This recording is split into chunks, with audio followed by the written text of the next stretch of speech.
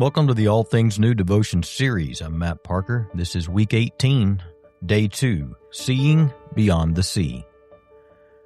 Isaiah 51:10. Wasn't it you who dried up the sea, the waters of the great deep, who made the seabed into a road for the redeemed to pass over? Isaiah 51 speaks in a powerful way to a people who need their vision restored. They know what oppression feels like. They know what exile feels like. They know what it is to look at the power of nations and wonder if the story has somehow slipped out of God's hands. So the prophet calls them to remember. He isn't here to give them shallow optimism. He doesn't tell them to ignore their sorrow, the injustice, or their fear. Instead, he brings them back to Exodus.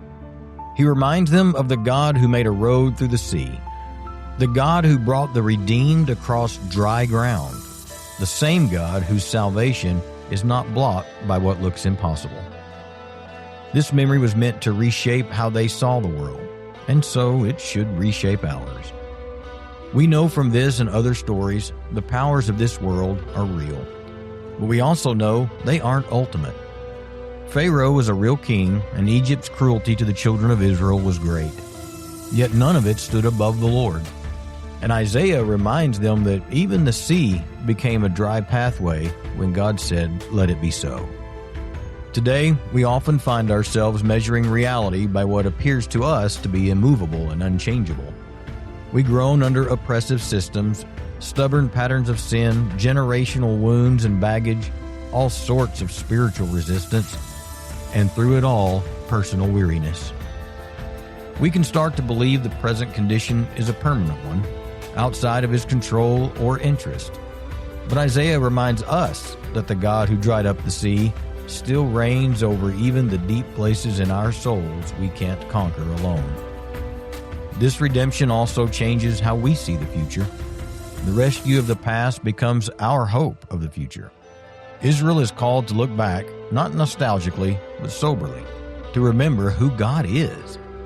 This ancient act of rescue reveals his character, and his character endures. As we continue to learn to see the world through the lens of the kingdom, the fear that so easily grips us loses its power and authority. The oppressor, whomever or whatever it may be, is not eternal. The seas we are facing are not stronger than our Redeemer. What situation in your life feels most immovable right now? How does remembering God's past faithfulness help you see present fear more truthfully? Lord, refocus my vision so I can see reality for what it is. When fear grips my soul and feels stronger than my faith, remind me that you are still the God who makes dry roads for the redeemed. Rescue me from myself. Amen.